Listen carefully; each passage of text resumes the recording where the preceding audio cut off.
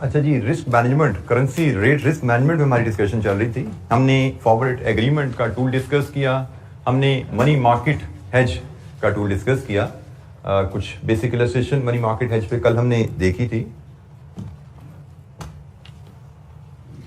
और अब हम कुछ मजीद प्रैक्टिस एक्टिविटीज इन इलस्ट्रेशंस पे करते हैं। Illustration 4, 5 and then question number 4 ये हमारे पास जो फिलहाल अवेलेबल है प्रैक्टिस मटेरियल। पहले हम इसको देखेंगे before moving to the next tool. तो इलस्ट्रेशन नंबर 4 पे आइए जी जरा। एफआरए मनी मार्केट दोनों की यहां पे हमारे लिए छोटी सी रिवीजन है। पेज 226 पे, a Saudi company exports to USA and invoices its customer for 5.8 million on 3 months credit. Exchange rates spot real per dollar, 3 month forward real per dollar, 3 months money market interest rate, Saudi real deposit loan, dollar deposit loan. Required, demonstrate different hedging options available to Saudi company and advise the cheapest. Cheapest से मुराद होता है यहाँ पे best hedging option क्या है। तो सबसे पहले तो हम ट्रांजैक्शन देखते हैं। ट्रांजैक्शन हमें हेज क्या करनी है। हमने एक्सपोर्ट की है। एक्सपोर्ट का मतलब हमें प्रोसीड्स आनी है, और प्रोसीड्स आनी है 3 महीने बाद। तो 3 महीने बाद इसका मतलब हमें डॉलर बेचने हैं। ठीक हो गया, हमें डॉलर बेचने हैं।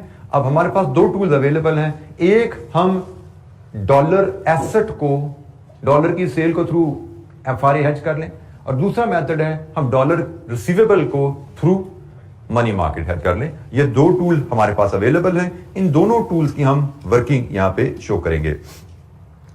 इलस्ट्रेशन नंबर 4, पहले एफआरए ले लेते हैं, ऑप्शन नंबर 1।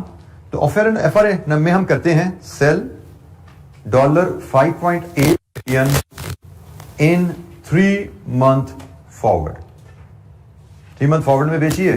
तो जनाब 1, 2 buy sell convert, buy high low multiply, low high divide. 3 month forward में हमने 5.8 मिलियन डॉलर बेचने हैं। Look at the exchange rate, dollar is the second currency we sell low and multiply. 3 month forward का low rate क्या है? 3.9008। हम multiply करेंगे तो कितने सऊदी रियाल हमें मिलते हैं? 22.62 मिलियन। ये होगी जी एफआरए की ऑप्शन। अगर हम एफआरए से चलेंगे 5.8 मिलियन डॉलर के बदले 3 महीने बाद हमें इतने सऊदी रियाल गारंटी होते हैं। दूसरी ऑप्शन मनी मार्केट की है हमारे पास। मनी मार्केट में मैंने आपसे कहा जी सबसे पहले 3 स्टेप्स आपको लिखने हैं। पहले हम 3 स्टेप्स लिखेंगे, then we will perform the calculation. Step number 1, हमें डिसाइड करना है हमें फॉरेन करेंसी डॉलर के साथ करना क्या है। क्या उसका लोन लेना है या डिपॉजिट करना है? डॉलर एसेट को हेज करना है तो डॉलर लायबिलिटी चाहिए, डॉलर लोन चाहिए। ठीक है, बेसिक पहला स्टेप हमारा हमेशा यह रहेगा कि हमने फॉरेन करेंसी लोन लेनी है या डिपॉजिट करनी है। तो अगर आपने फॉरेन करेंसी एसेट को हेज करना है, डॉलर रिसीवेबल को हेज करना है, तो आपको डॉलर लोन की जरूरत है। अगर आपने डॉलर लायबिलिटी को हेज करना है तो आपको डॉलर डिपॉजिट चाहिए होता है। ठीक हो गया, ये बेसिक स्टार्टिंग पॉइंट हमारा मनी मार्केट हेज का। तो हमने डॉलर एसेट को हेज करना है, हमें डॉलर बोरो करने हैं। तो पहला स्टेप हमारा होता है बोरो डॉलर, और जब डॉलर बोरो करने हैं तो तीसरा स्टेप भी हमें पता है, हमें डिपॉजिट करने हैं सऊदी रियाल। और in between step number 2, dollar borrow करके बेचेंगे तो सऊदी रियाल मिलेंगे ना। तो हम करेंगे सेल डॉलर, और ख्याल रखना होता है ये हमेशा स्पॉट रेट पे किया जाते हैं, क्योंकि क्वेश्चन में फॉरवर्ड रेट भी अवेलेबल है। मनी मार्केट में बाइंग सेलिंग हमेशा स्पॉट आज की तारीख में की जाती है। अच्छा जी, अब आ जाइए कैलकुलेशन की तरफ। बोरो डॉलर, एक्स डॉलर बोरो करो। डॉलर किस रेट पे बोरो होता है? डॉलर बोरो होता है जी 7.5 पे, 0.075 फ्रैक्शन में बोरो करना है 3 महीने के लिए। 3/12 इज इक्वल टू 5.8 मिलियन। अच्छा, यहां पे एक चीज आपने नोट की, हमें लिखा हुआ है 3 month money market interest rate. 3 month money market interest rate. Don't get confused, rates are always annual. Rates are always annual. 3 month की इंप्लीकेशन यहां पे क्या है? These are the annual rates applicable to 3 month loans and 3 month maturity deposit. आपको पता होना चाहिए, हमने कॉस्ट ऑफ कैपिटल में कहीं बात की भी है कि जैसे जैसे लोन की या डिपॉजिट की मैच्योरिटी बढ़ती है, सालाना इंटरेस्ट रेट बढ़ता जाता है। डिफरेंट मैच्योरिटी के डिपॉजिट्स के लिए, डिफरेंट मैच्योरिटी के लोन्स के लिए रेट्स फर्क होते हैं। लॉन्गर टर्म मैच्योरिटी के रेट्स हायर होते हैं, शॉर्ट टर्म मैच्योरिटी के रेट्स कम होते हैं नॉर्मली। यील्ड कर्व याद है? यील्ड कर्व क्या बता रही थी? मैच्योरिटी बढ़ने से नॉर्मली रेट हाई हो जाते हैं, मैच्योरिटी कम होने से नॉर्मली रेट कम हो जाते हैं। आज तो हमने इनवर्स यील्ड कर्व भी देखी थी, बट नॉर्मली मैच्योरिटी बढ़ने से रेट बढ़ते हैं। तो ये 3 मंथ का मतलब 3 मंथ मैच्योरिटी के लिए रेट है। तो 3 मंथ मैच्योरिटी के लिए रेट है। Rates are always annual, rate कभी 6 मंथली नहीं कोट होते, ठीक है। तो ये हमें चूंकि 3 मंथ मैच्योरिटी का ही लोन, 3 मंथ मैच्योरिटी का ही डिपॉजिट चाहिए, तो यही रेट्स हमारे लिए रेलेवेंट है। रेट्स लेकिन चूंकि एनुअल है, इसको 3/12 के लिए हमने एडजस्ट किया। तो सॉल्व इट फॉर एक्स। जनाब कितने डॉलर हमें बोरो करने आज? 5.69 मिलियन। इन डॉलर को बोरो करके आज ही सेल कर देंगे। डॉलर सेकंड करेंसी स्पॉट पे सेल करेंगे, सेकंड करेंसी लो पे सेल होती है और मल्टीप्लाई होती है। 3.7498 ये सेल करके हमें कितने सऊदी रियाल मिले? 21.34। इनको हम डिपॉजिट करवा देंगे। सऊदी रियाल डिपॉजिट होते हैं, डिपॉजिट 8% पे, इनको हम 3 मंथ्स के लिए डिपॉजिट कर देंगे 3/12। तो बताइए 3 महीने में कितने सऊदी रियाल इकट्ठे हो जाएंगे हमारे पास? 21.77। हमसे पूछा गया है बेहतर ऑप्शन बताइए। मनी मार्केट से चलेंगे तो हमें 5.8 मिलियन डॉलर के बदले इतने रियाल मिलेंगे। एफआरए से चलते हैं तो हमें जनाब ये वैल्यू मिल रही है। Which one is better? कौन सी ऑप्शन बेहतर है, एफआरए और मनी मार्केट? कंपनियां डुबोएगा तो अपनी। आप डॉलर बेच रहे हो तो बेच के जहां ज्यादा पैसे मिल रहे हैं वही अच्छा है ना। तो FRA is better. Money market से हमें 5.8 मिलियन डॉलर के बदले 21.77 मिलेंगे। एफआरए से हमें 5.8 के बदले ये मिल रहे हैं। बेहतर ऑप्शन कौन सी है? आल्डोस ने रिक्वायरमेंट में वर्ड चीपर का यूज किया, but cheaper does not necessarily mean जिसकी वैल्यू कम है। चीपर से मराद फाइनेंशियली कंपनी के लिए फायदेमंद ऑप्शन कौन सी है?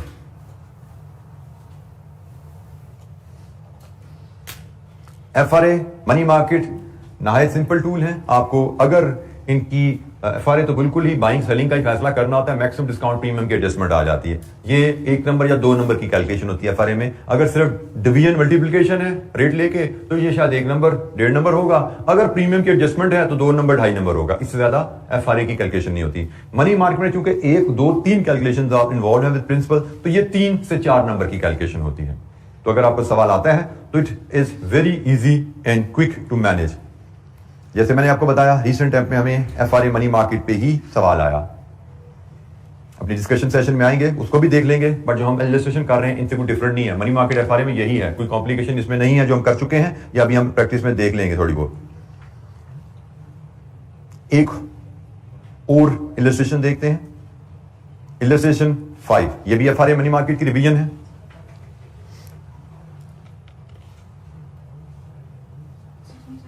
जी बेटा, अगर होता तो देख लेंगे, फिर रेट भी ये ना होते और फिर डिपॉजिट भी ये ना होता और लोन भी ये ना होता, फिर बहुत कुछ बदल जाते हैं। ठीक है, it's not that simple. German company, illustration number 5। German company has recently imported raw materials from the USA and has been invoiced for $171,000। अच्छा, इस क्वेश्चन में जी पहली चीज आ गई, हमने इंपोर्ट किया यूएसए से, जर्मन कंपनी ने उसको इनवाइस हुई 171, तो मतलब ये तो पेबल आ गया। इंपोर्ट के अगेंस्ट तो पेमेंट करनी होती है आपने। In addition it has also exported finish goods to Australia and Australian customer has been invoiced for $295,000 payable in 4 months. तो एक ऑस्ट्रेलियन डॉलर को ऑस्ट्रेलियन कस्टमर को एक्सपोर्ट हुई भी है और एक अमेरिकन सप्लायर से इंपोर्ट हुई भी है। तो $171,000 पेबल है, अमेरिकन डॉलर पेबल है और $295 ऑस्ट्रेलियन डॉलर रिसीवेबल है। 2 ट्रांजैक्शन। इसका मतलब यहां पे इस क्वेश्चन में हम 2 एफआरए और 2 मनी मार्केट करने जा रहे हैं। Dollar euro spot, euro is the German home currency, Germany की होम करेंसी यूरो है। अमेरिकन डॉलर यूरो का स्पॉट रेट क्या है डॉलर पर यूरो, और 3 मंथ फॉरवर्ड क्या है। फिर यूरो ऑस्ट्रेलियन डॉलर स्पॉट क्या है, 4 मंथ फॉरवर्ड क्या है। Then we have current money market rates पर एनम, ये ना भी लिखा हो इट इज अंडरस्टूड, ये पर एनम ही होते हैं एज फॉलोज। ऑस्ट्रेलियन डॉलर का रेट, अमेरिकन डॉलर का रेट, यूरो का रेट। अब यहां पे उसने बताया नहीं लोन का कौन सा है, डिपॉजिट का कौन सा है। क्या हम बता सकते हैं खुद किस बेसिस पे? बिल्कुल ठीक है, जो हाई होगा वो लोन का होगा, जो लो रेट होगा वो डिपॉजिट का होगा, क्योंकि बैंक ने भी तो मुनाफा कमाना होता है ना। तो जरूरी नहीं हर वक्त एग्जामिनर बताए, कुछ आपकी मेंटल एप्लीकेशन के लिए चीजें छोड़ी जाती हैं। You don't have to get worried, you just have to take a pause. एक पॉज लेते हैं, सोचते हैं, आपकी चीजें सामने आ जाती हैं, दिमाग खुल जाता है। जैसे आपके साथी ने बड़े अच्छे तरीके से बता दिया, लोन हायर होता है, डिपॉजिट लो होता है। नहीं पता है तो कोई बात नहीं, हमें पता है। Show how German company can hedge its exposure to foreign exchange risk using the forward market, using the money market, and in each case determine which the best hedging technique is. अब यहां पे हमने एक hedge बनाना है receivable का, एक hedge बनाना है payable का, और हर हेज पे 2 टूल लग रहे हैं। हर हेज पे 2 टूल है, एफआरएन, मनी मार्केट। तो हम 1 बाय 1 ट्रांजैक्शंस पकड़ते हैं। जैसे हम शुरू करते हैं पहले यहां से जी, 171,000 यूएस डॉलर पेएबल इन 3 मंथ्स। ठीक है, हम पहले यहां से बात शुरू करते हैं। पहले हम इस ट्रांजैक्शन को हेज करते हैं। इलस्ट्रेशन नंबर 5, $171,000 पेएबल इन 3 मंथ्स।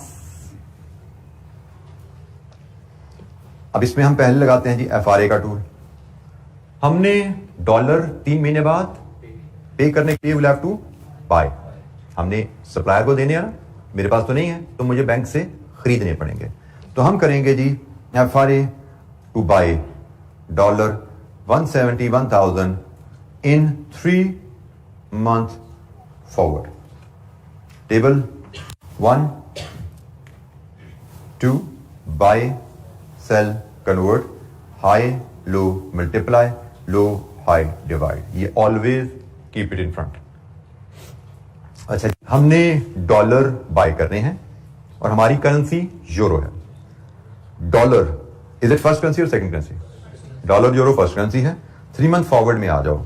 फर्स्ट करेंसी बाय होती है लो पे, डिवाइड। 3 मंथ फॉरवर्ड में लो रेट से डिवाइड करो लो रेट से। 3 मंथ फॉरवर्ड में 0.9520 लीजिए जी। यहां पता लगा आपकी यूरो में कॉस्ट ऑफ बाइंग डॉलर क्या है। आपकी कॉस्ट यूरो में आएगा ना। ये मैंने बताया है कि फॉरेन करेंसी में हर अमाउंट के साथ साइन लगाना है, विदाउट साइन कोई अमाउंट नहीं लिखनी, क्योंकि यहां पे ये डॉलर है, यहां पे यूरो बनने जा रहे हैं। कितने यूरो? 179,622। अगर एफआरए करेंगे तो $171,000 will cost you 179,622 euro in 3 months time.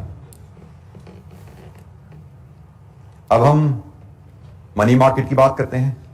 Payment dollar payable का मनी मार्केट हेज बना रहे हैं, डॉलर लायबिलिटी का मनी मार्केट हेज बनाना है, तो डॉलर के साथ क्या सलूक करें, डिपॉजिट या लोन?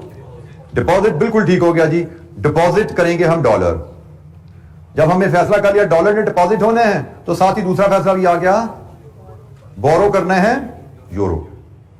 यूरो एक बैंक से बोरो करेंगे, दूसरे बैंक में डॉलर जमा करवाने हैं, तो in between buy dollar at spot. ये 3 स्टेप आ गए। ये 3 स्टेप लिखे बगैर कैलकुलेशन शुरू नहीं करनी, क्योंकि यही पे सोचने का काम है। अगर आप ये स्टेप नहीं लिखते तो कंफ्यूजन क्या क्या आएंगी, फिर अभी मैं आपको वो भी इलैबोरेट करता हूं। हमने डॉलर डिपॉजिट करने हैं, डॉलर का डिपॉजिट रेट चाहिए। ये जुमला आपने ये 2 वर्ड लिखे हुए हैं ना, तभी आप सही रेट पे पहुंचोगे, क्योंकि क्वेश्चन में आपके सामने 6 इंटरेस्ट रेट आ रहे हैं। अगर आपने डॉलर डिपॉजिट नहीं लिखा हुआ तो चांसेस ज्यादा देर कि आप गलत रेट पे करके आ जाओगे वहां से। तो डॉलर डिपॉजिट जब हमने पहले सोच के लिख लिया, अब चांसेस बहुत कम है कि हमसे गलती हो। हम टेबल पे जाएंगे, डॉलर पे जाएंगे, डिपॉजिट रेट उठाएंगे 10%। हमने डॉलर डिपॉजिट करना है 3 महीने के लिए, तो हमें सफिशिएंट डॉलर डिपॉजिट करने हैं कि 3 महीने बाद हमारे पास $1,71,000 इकट्ठे हो जाए। तो कितने डॉलर डिपॉजिट करने के लिए चाहिए आपको? 166,829। ये डॉलर आपने अब स्पॉट रेट पे बाय करने हैं आज। डॉलर फर्स्ट करेंसी है, एक्सचेंज रेट में डॉलर फर्स्ट करेंसी है, currency you buy low rate and divide spot का लो रेट 0.9830। तो जनाब यहां से आपको मिले यूरो। कितने यूरो कन्वर्ट होकर कितने यूरो बने? 169,714। ये यूरो आपने बोरो करने हैं, यूरो बोरो करने हैं। यूरो किस रेट पे बोरो होते हैं? 13 पे। तो 13% पे 3 मंथ के लिए यूरो बोरो कर लो। जनाब लोन विद इंटरेस्ट कितना बन जाएगा ये 3 महीने में? 175,300।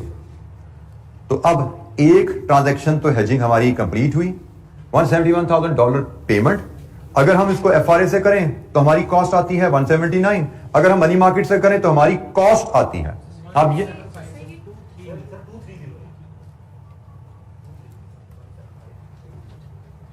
अगर हम $171,000 की पेमेंट बुक करें FRA से तो हमारी कॉस्ट क्या है, $171,000 की पेमेंट बुक करें मनी मार्केट से तो हमारी कॉस्ट क्या है, पेमेंट है, डॉलर खरीदने की कॉस्ट, तो कॉस्ट जहां पे कम है दैट इज बेटर। तो हमने कहा जी हमारे लिए मनी मार्केट का टूल अच्छा है, डॉलर पेमेंट के लिए मनी मार्केट का टूल अच्छा है, क्योंकि पेमेंट करते हुए we are interested in keeping our cost to minimum. पिछला केस था प्रोसीड्स का, ये था केस प्रोसीड्स का कि भाई हमने डॉलर बेचने थे, तो बेचते हुए we are interested in maximising our proceeds, कि जहां ज्यादा पैसा मिलता है वो अच्छा है, यहां पे हम खरीद रहे हैं तो खरीदते हुए जहां कॉस्ट कम है वो अच्छा है।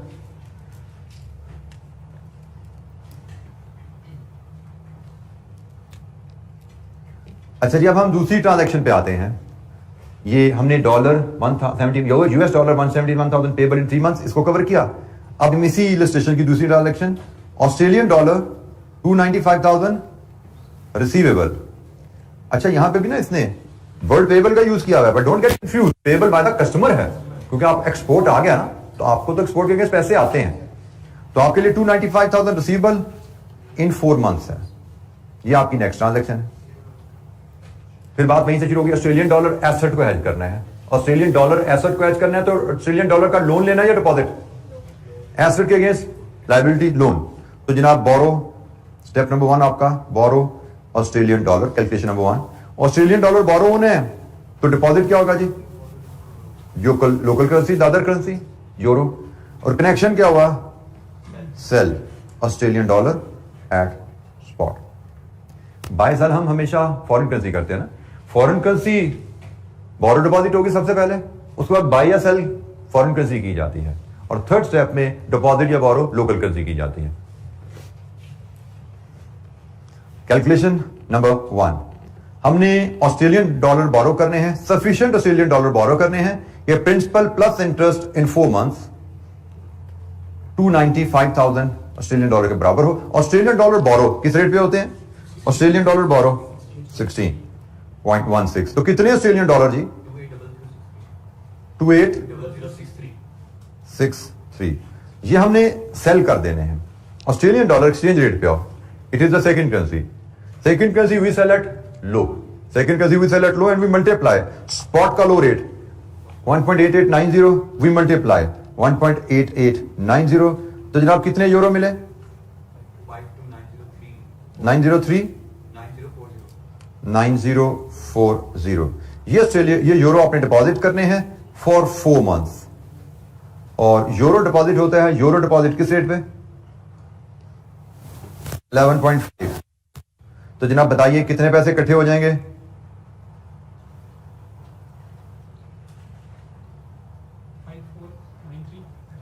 549320, ये जी यूरो आपके पास इकट्ठे हो गए। ये हमने मनी मार्केट ट्रांजैक्शन बना लिया जी, ऐसे ही ये हमने मनी मार्केट हेज बना लिया है। इसका FRA पहले हमने FRA पहले कर लिया था, मनी मार्केट बाद में किया था, इधर हमने मनी मार्केट पहले कर लिया, खैर कोई बात नहीं। अगर हम मनी मार्केट से 295,000 रिसीवेबल को हेज करेंगे, हमें उसके केस इतने यूरो मिलते हैं।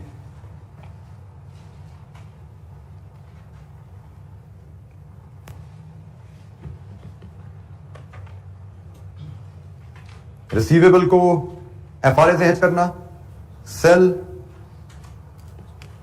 Australian dollar 295,000 in 4 months forward.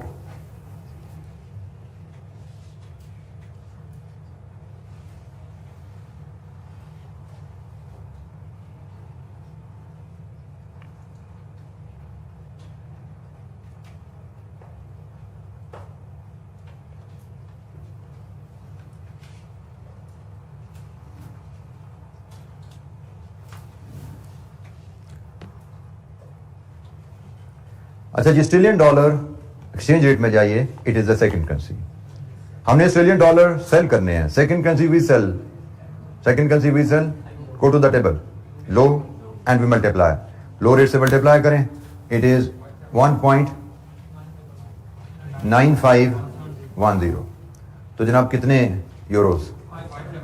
545। लीजिए जी, ये प्रोसीड का केस है, जहां पे प्रोसीड्स ज्यादा हैं that is better, we go with this option. हमने कंपेयर किया इस वैल्यू को इसके साथ, प्रोसीड्स का केस है, जहां पे प्रोसीड ज्यादा है वो ऑप्शन बेहतर है। We will recommend FRA। So receivable के लिए FRA बेहतर टूल हमें नजर आ रहा है यहाँ पे, और पेमेंट के लिए हमें मनी मार्केट बेहतर टूल नजर आया था।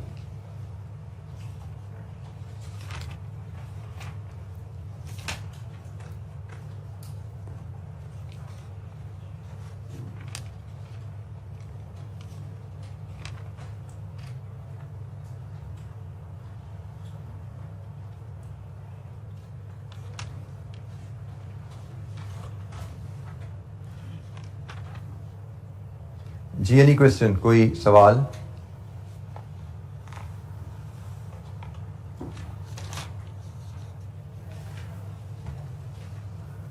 अच्छा, क्वेश्चन 4 है पेज 241 पे, क्वेश्चन 4 FRA से रिलेटेड क्वेश्चन है गालबन, उसको भी जरा देख लेते हैं कि ICAP की क्वेश्चन बैंक में हमें ये मिलता है।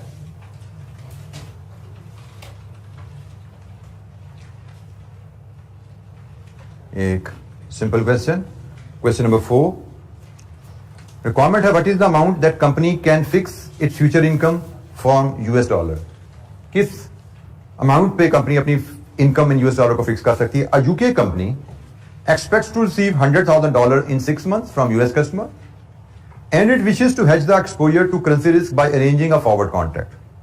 डॉलर पर पाउंड रेट दिया गया है। डॉलर पर पाउंड का मतलब ही 1 पाउंड होता है, पर 1 पाउंड लिखने की जरूरत नहीं थी, पर स्टैंड्स फॉर 1 यूनिट, ठीक है। तो ये 1 यहां पे रेयरली नजर आता है, बट यू शुड अंडरस्टैंड कि पर पाउंड का मतलब $1 पाउंड। स्पॉट पाउंड का दिया गया है, ये अंडरस्टूड है। यहां पे एक आपको नोट्स में ये चीज लिखी नजर आई थी कि अक्सर फॉरेन एक्सचेंज रेट जब कोट किए जाते हैं तो उसमें एक्सप्रेशन थोड़ा सा डिफरेंटली कर दिया जाता है। यहां पे अगर एक्सप्रेशन में से एग्री नहीं करता, यहां पे लिखा होता शायद डॉलर, तो ये अंडरस्टूड था ये डॉलर पर पाउंड है। पाकिस्तान में जैसे एक्सचेंज डीलर के पास जाते हैं ना, वो आपको कहता है कि डॉलर का रेट चल रहा है से 240 242, वो कभी आपको रुपीज पर डॉलर नहीं बताता, वो कहता है डॉलर का रेट है, ये आपको पता है रुपीज पर डॉलर बोल रहा है वो, ठीक है ना। वो रियाल का रेट कहता है जी सऊदी रियाल चल रहा है जी 70 रुपए का, आपको पता है ये जो रेट बोल रहा है वो रुपीज पर रियाल है, जरूरी नहीं कि वो रुपीज आपके सामने लिख के कोट भी करे। सो एक्सचेंज रेट में अक्सर सिर्फ फॉरेन करेंसी का जिक्र कर दिया जाता है। अगर आपको बेस बता दी गई है कि भाई रेट हमारे ऐसे कोट होते हैं, तो उसके बाद यहां पे आपको सिर्फ डॉलर भी लिखा नजर आए तो आपको पता है कि ये डॉलर पर पाउंड है, ये डॉलर का रेट है, और डॉलर का रेट डॉलर पर पाउंड कोट होता है। ये डॉलर का रेट है और पाकिस्तान में rupees per dollar rate quote होता है, ये अंडरस्टूड होता है। तो जनाब हमें उसने रेट दे दिया, spot rate 6 month forward premium.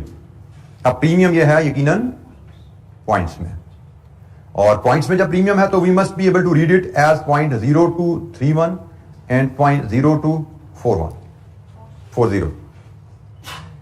Points का मतलब आप इसको फ्रैक्शन में कैसे कन्वर्ट करते हैं। हमें 6 स्पॉट दिया गया है, 6 मंथ प्रीमियम दिया गया है, हमने प्रीमियम को एडजस्ट करना है। तो जनाब are we dealing with a direct quote और indirect quote? This is indirect quote. Indirect quote में होम करेंसी सेकंड आती है, सेकंड करेंसी होम करेंसी होती है इनडायरेक्ट कोट में, तो ये इनडायरेक्ट कोट है। और डायरेक्ट कोट पाकिस्तान में है, पाकिस्तान में प्रीमियम ऐड होता है, तो इनडायरेक्ट कोट में प्रीमियम लेस होता है। तो जनाब मैं यहीं पे सवाल हल हमारा हो रहा है, हम इसको यहां पे लेस करेंगे। अब इसमें से सिलेक्ट करने रेट हमें कौन सा चाहिए, हमें हाई चाहिए लो चाहिए। हमने डॉलर बेचने हैं, फर्स्ट करेंसी बेचनी है, first currency we sell. Table पे जाएंगे, दिमाग इस्तेमाल नहीं करेंगे, go to the table, first currency we sell high, high rate, high rate में इसका प्रीमियम एडजस्ट कीजिए, आपको फॉरवर्ड हाई रेट मिल जाएगा। ये हाई रेट हमने सिलेक्ट कर लिया, इस हाई रेट में इसका प्रीमियम एडजस्ट कीजिए, प्रीमियम आपने लेस करना है, तो बताइए यहां से फॉरवर्ड रेट क्या आता है? 7309। ये जी फॉरवर्ड रेट आ गया आपके पास, this is your forward rate. आपने $1 लाख फॉरवर्ड रेट में बेचने हैं, फर्स्ट करेंसी बेचनी है, डिवीजन इज यूज्ड। कितने स्टर्लिंग? 57773। हमने टेबल की मदद से स्पॉट में सूटेबल रेट सेलेक्ट किया, उसमें उसका रिस्पेक्टिव प्रीमियम एडजस्ट किया, फॉरवर्ड आ गया। फॉरवर्ड रेट को यूज करते हुए अपनी ट्रांजैक्शन पे हमने एक्सपेक्टेड प्रोसीड्स निकाल ली और यही जवाब हमारा यहां पे आ रहा है जो एग्जामिनर के सोल्यूशन पे भी हमें गिवन है। जी, एनी क्वेश्चन, कोई सवाल?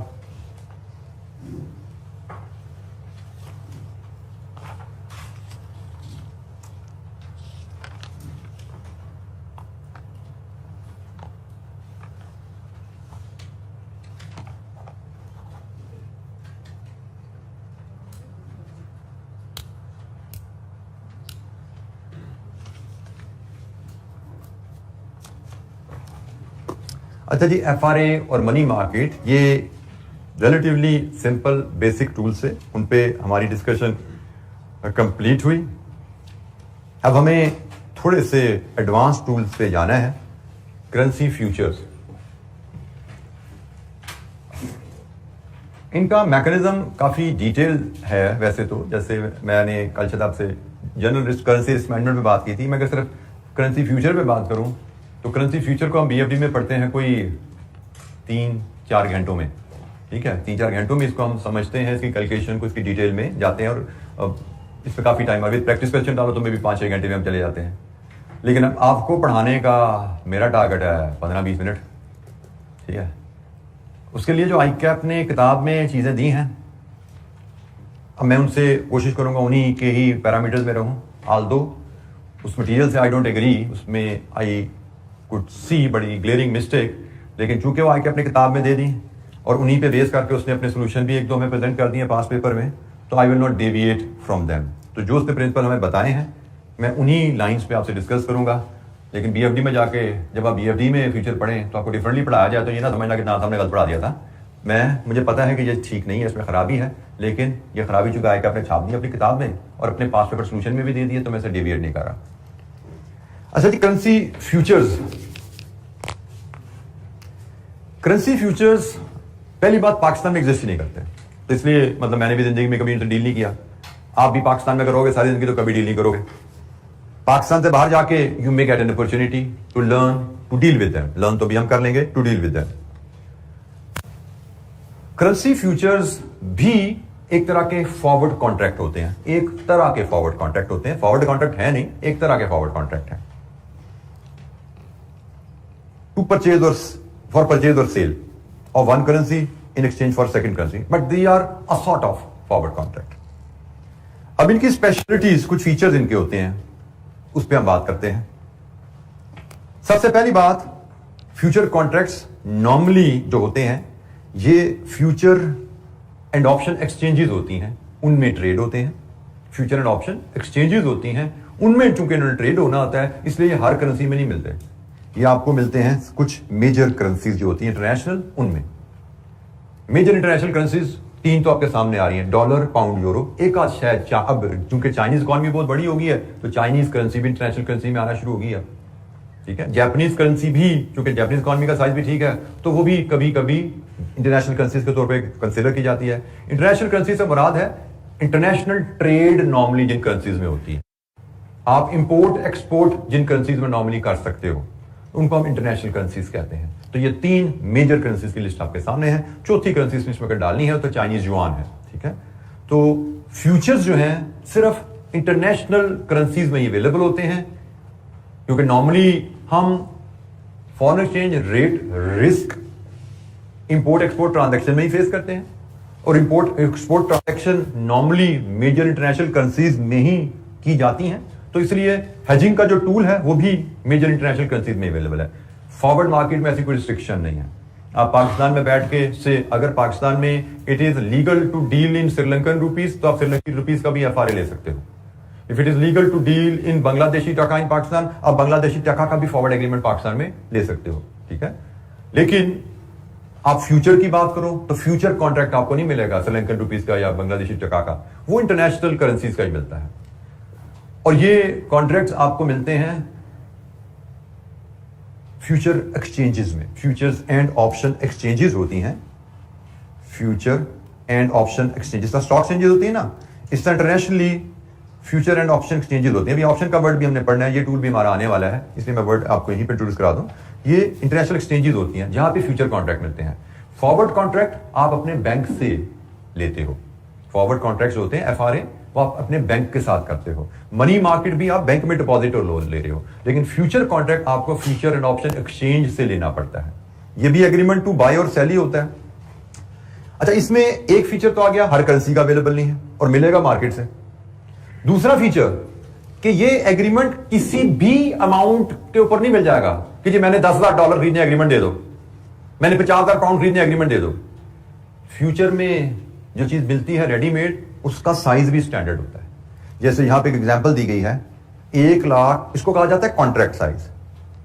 Future is available in standard contract sizes. जैसे डॉलर का कॉन्ट्रैक्ट साइज यहां पे एग्जांपलीफाई किया हुआ है $1,25,000। इसका मतलब क्या है कि आप डॉलर की खरीदो फरोख्त एग्रीमेंट अगर करना चाहते हो फ्यूचर मार्केट में, it can only be done in the multiple of $1,25,000। मतलब आप $1,25,000 की खरीदो फरोख्त एग्रीमेंट कर सकते हो, 2,50,000, 3,75,000, 5 लाख, 6,25,000। मतलब एक contract, 2 contract, 3 contract, 4 contract, 5 contract. आप कहते हो मुझे एक कॉन्ट्रैक्ट डॉलर का बाय करने का एग्रीमेंट चाहिए, मतलब मुझे $1,25,000 बाय करने का एग्रीमेंट चाहिए। आप कहते हो मुझे 2 कॉन्ट्रैक्ट डॉलर सेल करने का एग्रीमेंट चाहिए, मतलब $2,50,000 बेचने का एग्रीमेंट चाहिए। तो ये इसके फीचर्स हैं। अब ये फीचर्स कैसे हमारी सेहत पे असर डालते हैं वो हम बात की बात करेंगे। फिलहाल एक प्रोडक्ट है क्या, हम वो समझ रहे हैं। तो पहली चीज, फ्यूचर आपका इंटरनेशनल करेंसीज में मिलता है। दूसरी चीज, फ्यूचर किसी भी अमाउंट का नहीं मिलता आपको, उसके स्टैंडर्ड कॉन्ट्रैक्ट साइजेस होते हैं। आप कॉन्ट्रैक्ट साइजेस के हिसाब से, in the multiple of contract sizes ही उसमें खरीदो फरोख्त एग्रीमेंट हासिल कर सकते हो। तीसरी चीज जो सबसे अहम है, future contracts are non deliverable.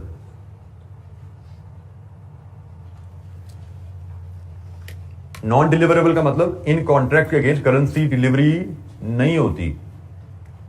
अब जरा deliver, forward rate contract deliverable contract है।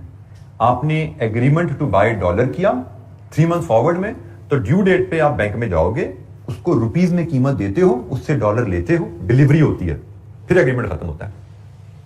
एफआरए एग्रीमेंट टू बाय है, एफआरए एग्रीमेंट टू सेल है, and you actually buy, you actually sell, you get delivery, you give delivery.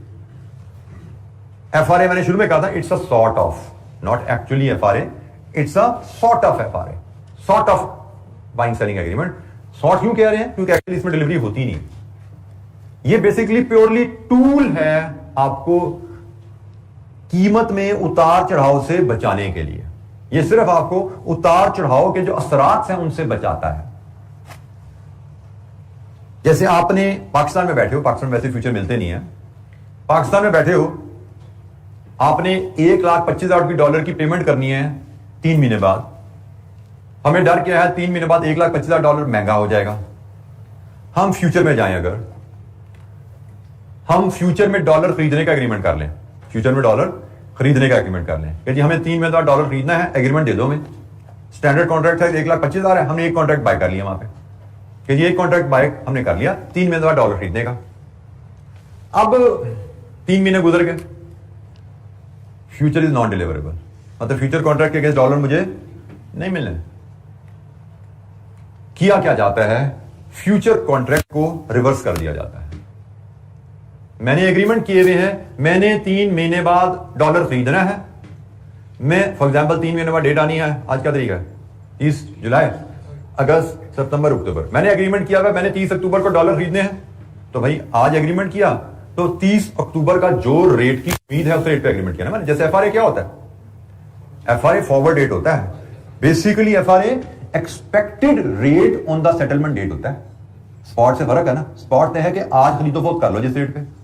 हमने forward rate की calculation देखी नहीं है, लेकिन फॉरवर्ड रेट होता है expected rate on the settlement rate. 3 month forward का मतलब है कि आज ख्याल है बैंकर का कि 3 महीने बाद अंदाजन डॉलर का रेट ये चल रहा होगा। 6 मंथ फॉरवर्ड का मतलब है आज बैंकर का ख्याल है कि 6 महीने बाद डॉलर ये चल रहा होगा। तो फॉरवर्ड रेट बेसिकली आपके एक्सपेक्टेड रेट्स होते हैं। फ्यूचर का रेट भी, क्योंकि फ्यूचर भी सॉर्ट ऑफ फॉरवर्ड है, उसका रेट भी एक्सपेक्टेड रेट होता है। तो मैंने आज एग्रीमेंट कर लिया कि मैं 3 महीने बाद डॉलर खरीदूंगा। लेट्स अज्यूम मैंने एग्रीमेंट किया 240 रुपए पे कि मैं 3 महीने बाद 240 रुपए पे डॉलर खरीदूंगा। अब 3 महीने गुजर गए, मेरी पेमेंट का टाइम आ गया, मैं फ्यूचर मार्केट गया, मैंने कहा जी डॉलर चाहिए मुझे, मैंने 240 का एग्रीमेंट किया था। उन्होंने कहा भाई फ्यूचर मार्केट है, कितने डॉलर, नॉन डिलीवरेबल, ये एग्रीमेंट नॉन डिलीवरेबल है, हम डिलीवरी नहीं देते। उन्होंने कहा डिलीवरी नहीं देते तो मेरे एग्रीमेंट मेरा किस काम का। उन्होंने कहा जी आपका एग्रीमेंट खड़ा है अपनी जगह, आप हमसे 240 का डॉलर खरीद सकते हैं, लेकिन हमने देना नहीं है आपको। देना नहीं है फिर क्या करें। उन्होंने कहा भेज दो, आज चीज तो पर आ गई है, जो डॉलर हमने आपको देने हैं ना वो हवा में भेज दो आप हमें। देखो मार्केट में क्या रेट चल रहा है। आपने कहा मार्केट में 250 का डॉलर चल रहा है, ठीक है 250 का मैं दे दो। तो मार्केट आपसे 250 का वही डॉलर खरीद लेती है जो आपने खुद अभी खरीदा नहीं है। आपके पास एग्रीमेंट टू बाय है, मार्केट कहती है जी मैंने आपको देना नहीं है क्योंकि मैं नॉन डिलीवरेबल एग्रीमेंट करती हूं, हमें आपसे वापस खरीद लेता हूं और जो फर्क है वो ले लो मुझसे। आपने एग्रीमेंट किया था 240 के खरीदने का, दूसरा एग्रीमेंट कर लिया 250 पे बेचने का, क्योंकि मार्केट में 250 का हो गया ना डॉलर, आपको हो गया फायदा 10 रुपए पर डॉलर का। फ्यूचर मार्केट कहती है लो जी 10 रुपए। आपने बेसिकली टेंशन सारी जो फैलाई थी इसीलिए फैलाई थी ना कि मार्केट में डॉलर महंगा होगा, मुझे नुकसान हो जाएगा। तो मार्केट में डॉलर महंगा हुआ, ठीक है मार्केट में डॉलर खरीदने जाओगे 250 का मिलेगा आपको, लेकिन वो 10 रुपए आपने कमा लिए। स्पेकुलेशन, अब इसको आप प्योरली सेंस में ले जाओ तो yes this is speculation. Underline कोई चीज आपने खरीदी नहीं है, कोई बेची नहीं है, हवाई ट्रांजैक्शन हुई है, यस दिस इज स्पेकुलेशन। लेकिन फाइनेंशियल ट्रांजैक्शन से लिंक करो इसको। अगर हम अगर इसका मैकेनिज्म समझे वो क्या है, आपने डॉलर खरीदने थे अक्टूबर को एक्चुअली ऐसा ही, और आपको डर था डॉलर महंगा हो जाएगा। आपने कहा जी मैं फ्यूचर मार्केट में एग्रीमेंट कर लेता हूं। आपने फ्यूचर मार्केट में एग्रीमेंट कर लिया, थोड़ी सी अमाउंट पे करके वहां पे एग्रीमेंट मिल जाता है। 240 रुपए डॉलर खरीदने का एग्रीमेंट में भी 2 रुपए में आपको मिल गया, 2 रुपए पे किया आपने, सिक्योरिटी एग्रीमेंट ले लिया। 30 अक्टूबर आ गई, मार्केट ने, आपने कहा जी मैंने सप्लायर को डॉलर पे करने, मुझे डॉलर दो। मार्केट ने कहा मैंने डॉलर नहीं देने, आपके जो डॉलर है ना वो आप मुझे ही वापस भेज दो। आपने कहा ठीक है जी मैंने तो 240 पे खरीदने थे आपसे, अब मार्केट का रेट 250 है, आप मुझसे 250 का खरीद लो। मार्केट आपसे 250 का खरीद लेगी और जो फायदा है वो आपको पे कर देगी। होगा क्या, आपने ये 10 रुपए से पकड़े पर डॉलर, मार्केट में खरीदने का डॉलर, मार्केट में 250 का डॉलर था, मार्केट में आपने 250 देने हैं, 10 240 जेब से निकाले, 10 इधर से निकाले। आपकी जेब से तो 240 ही गए ना, आपकी जेब से 240 गए, आपको 240 में डॉलर पड़ गया।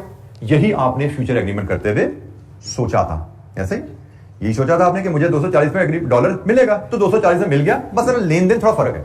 अब ये उल्टा भी होता है, आपने 240 पे डॉलर खरीदने का एग्रीमेंट किया और 30 अक्टूबर डॉलर 235 का हो गया। आप मार्केट में गए, वैसे तो आपका दिल ही नहीं जाएगा मार्केट जाने को, वो बाहर दुकान पे 235 की चीज मिल रही है, मैं मार्केट में जाकर एग्रीमेंट करता 240 का क्यों लूं, बट मजबूरी है जाना पड़ेगा, एग्रीमेंट किया भाई ऑनर करना पड़ेगा। आप मार्केट में जाओगे 240 का डॉलर खरीदने, वो कहेंगे डॉलर तो हम नहीं बेचते, हम तो नॉन डिलीवरेबल है, हाँ यही डॉलर आप हमें बेचो।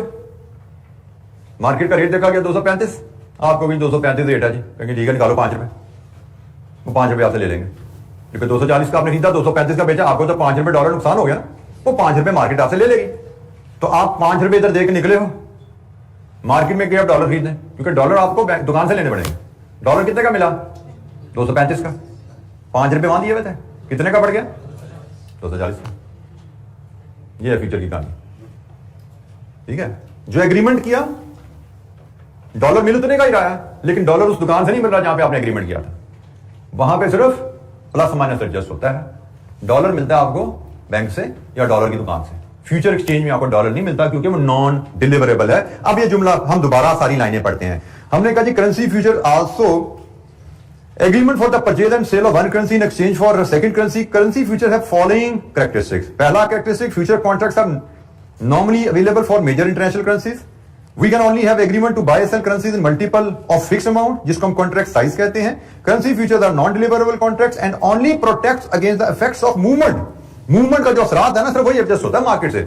मूवमेंट ऊपर, रेट ऊपर गया, नीचे गया, उसका लेन देन मार्केट से कर लो। मूवमेंट के इफेक्ट्स की आपको रिकवरी मिल जाती है वहां से, from the date of transaction till the date of it settlement, ठीक है। तो ये जनाब इसका मैकेनिज्म है। इसका छोटा सा मैथमेटिक्स हमारे पास यहाँ एक एग्जाम्पल में, जो मैंने एक जबानी छोटी सी बताई एग्जाम्पल, हल्की फुल्की, यहां पे थोड़ा सा उसको डिटेल में डाटा लेके बताया गया है। इसको यहां से फॉलो करेंगे तो फ्यूचर भी इंशाअल्लाह आपको क्लियर हो जाएगा। Pakistani company expects to receive $1.2 million in September, in 3 months time. 3 महीने बाद, हमारा अक्टूबर आता है, सितंबर बना दिया, कोई बात नहीं, 12 लाख हमने वसूल करना है। and it wants to hedge its exposure with currency futures. Current spot price is $174. Current spot आज खरीदना है तो 174 का है, बट हमने तो आज नहीं खरीदा ना, सॉरी हमने बेचना, आज बेचना तो 174 है, हमने आज नहीं बेचना, हमने तो 3 महीने बाद बेचना है. And the company is facing risk of fall in the value of the dollar. A future contract is for, ये साइज आ गया आपका 1,25,000 का एक कॉन्ट्रैक्ट साइज होता है. कंपनी हेज कैसे बनाएगी? कंपनी ने डॉलर बेचने का कॉन्ट्रैक्ट करना है. डॉलर बेचने के लिए आप टर्म यूज करते हो sell dollar future contracts. Dollar बेचने के लिए आप कहते हैं जी मुझे डॉलर बेचने का एग्रीमेंट चाहिए, आप कहते हैं जी मुझे डॉलर फ्यूचर एग्रीमेंट सेल करने. डॉलर फ्यूचर एग्रीमेंट सेल करने का मतलब है कि मुझे डॉलर सेल करने का एग्रीमेंट चाहिए. कितने कॉन्ट्रैक्ट सेल करेगी company? 12 lakh divide with 1,25,000, 9.6 round off कर लेते हैं 10 पे. Simple rounding off principle. ये 9.4 आता तो मैं 9 पे राउंड ऑफ कर लेता, ये 9.5 आता मैं इसको 10 पे राउंड ऑफ करता, 9.8 आया 10, सिंपल राउंडिंग ऑफ. ठीक है, हमने कितनी अमाउंट हेज करनी है? 12 लाख डॉलर के कॉन्ट्रैक्ट नहीं मिलते, कॉन्ट्रैक्ट तो 1,25,000 के मल्टीपल में मिलते हैं, उसके हिसाब से हम डिवाइड किया, 9.6 राउंड ऑफ कर लिया 10. हमने 10 कॉन्ट्रैक्ट्स सेल करने हैं डॉलर फ्यूचर के. ठीक है जी, अब ये राउंडिंग ऑफ के क्या असरात हैं, इस पे भी हमारा कोई लेन देन नहीं है. हमने बात खत्म हुई, हमने 10 कॉन्ट्रैक्ट सेल कर दिए. सपोज द कंपनी सेल्स सितंबर future contracts at this price. सितंबर का जो रेट मिला ना, हमें वो ये रेट मिला है. सितंबर का हमें रेट 172.235 मिला है. ये एक तरह का हमारा फॉरवर्ड रेट हो गया कि हमारा फॉरवर्ड रेट 172.235 है. ये हुआ क्या? If dollar is stronger in September, dollar हमें डर था गिर जाएगा, गिरा नहीं, वो 175.135 पर रह गया.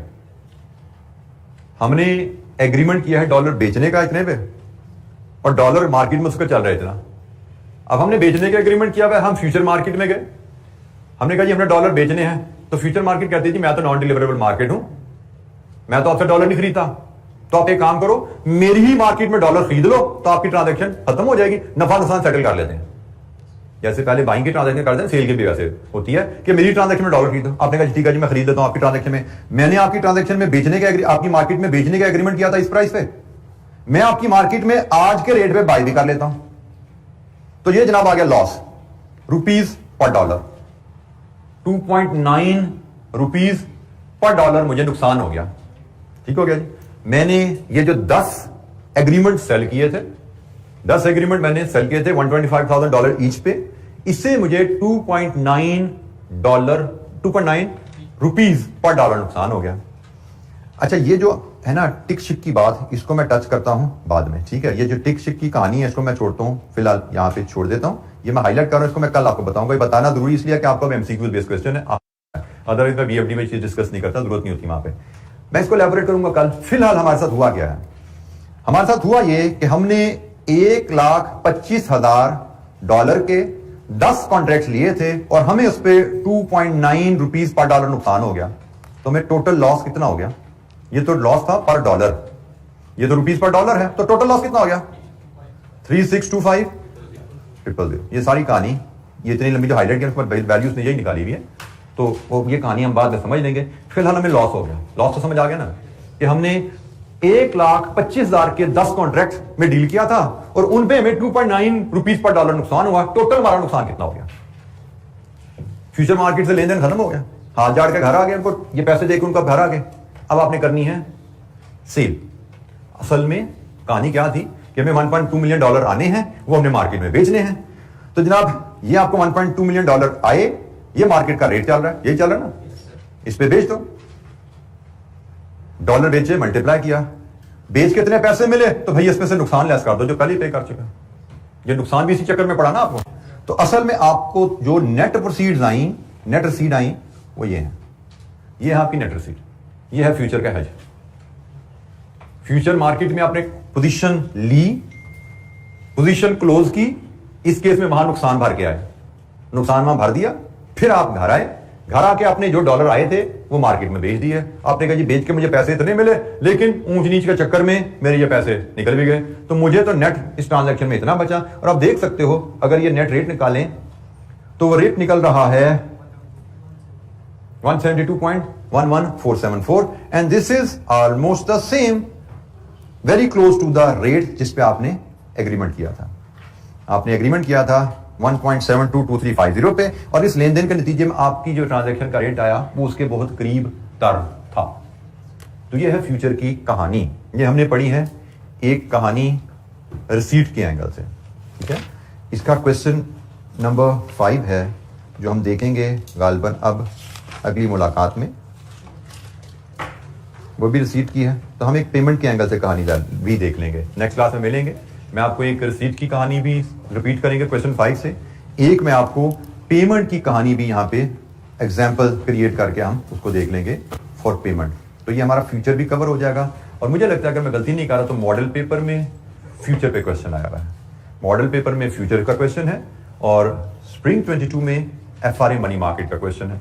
ये दो टूल रिलेटिवली आप कह सकते हैं कि लाइकलीहुड भी ज्यादा है, तो बाकी भी टूल हमने पढ़ने हैं। अच्छा, हमारी मुलाकात अब होनी है एज पर शेड्यूल थर्सडे को, और थर्सडे फ्राइडे सैटरडे थोड़ा टाइट होगा हमें कंप्लीट करना। मैं इसमें इशू यह है कि मैं एक्स्ट्रा क्लास रख के इस एरिया पे एक्स्ट्रा क्लास रख के इसको खेलना भी नहीं चाहता, क्योंकि चीज़ें ऐसी हैं कि आपके एक ऊपर से गुजरा शुरू हो जाएंगी। थोड़ा सा करके हम पढ़ेंगे। इफ आगे अब 9-10 मोहर्रम की छुट्टी भी आ रही है, मुझे लग रहा है हमें सैटरडे को मैं शायद क्लोज करना मुश्किल होगा, आगे 1 या 2 दिन और चाहिए होंगे।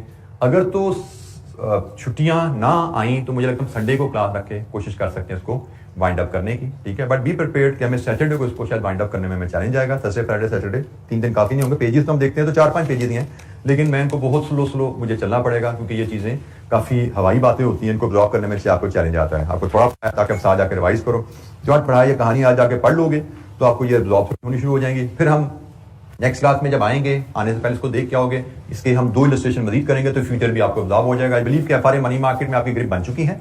नेक्स्ट सेशन में हम ये जो दो सवाल करेंगे तो आपकी फ्यूचर पे भी ग्रिप बन जाएगी इंशाअल्लाह, ठीक है। तो बाकी आगे फिर इंशाअल्लाह चलेंगे, क्योंकि अभी हम करेंसी रिस्क पढ़ रहे हैं, फिर आगे इंटरेस्ट रेट रिस्क भी है, कमोडिटी रिस्क भी है, सारे मार्केट रिस्क की बातें हो रही हैं। मार्केट रिस्क के बाद फिर बहुत छोटी सी डिस्कशन है क्रेडिट रिस्क पे एंड लिक्विडिटी रिस्क पे। वो छोटी छोटी बातें, वो ज्यादा बातें नहीं। मेजर हमारा 90% सिलेबस करेंसी रिस्क पे है, और करेंसी रिस्क में हम जब मार्केट रिस्क पे है, मार्केट रिस्क में हम करेंसी रिस्क तकरीबन कवर करने के करीब हैं। इसके बाद इंटरेस्ट रेट रिस्क अभी रहता है, उस पर हमारी बातें, उस पर भी टाइम हमारा थोड़ा लगना है। तो जितना करेंसी रिस्क पर लग रहा है, इससे आधा को टाइम हमारा इंटरेस्ट रेट रिस्क पे भी लगना है। कमोडिटी रिस्क पे भी थोड़ा टाइम जाना है, फिर लिक्विडिटी रिस्क और क्रेडिट रिस्क की बातें भी हैं। बातें छोटी छोटी हैं, लेकिन टाइम मैं चाहता हूं ऐसा करके लगा लें। तो जैसे मैंने कभी ट्राई किया, हम इसको संडे को वाइंड अप करने की कोशिश करें। Saturday seems difficult, challenging. Okay जी, थैंक यू वेरी मच। अस्सलाम वालेकुम।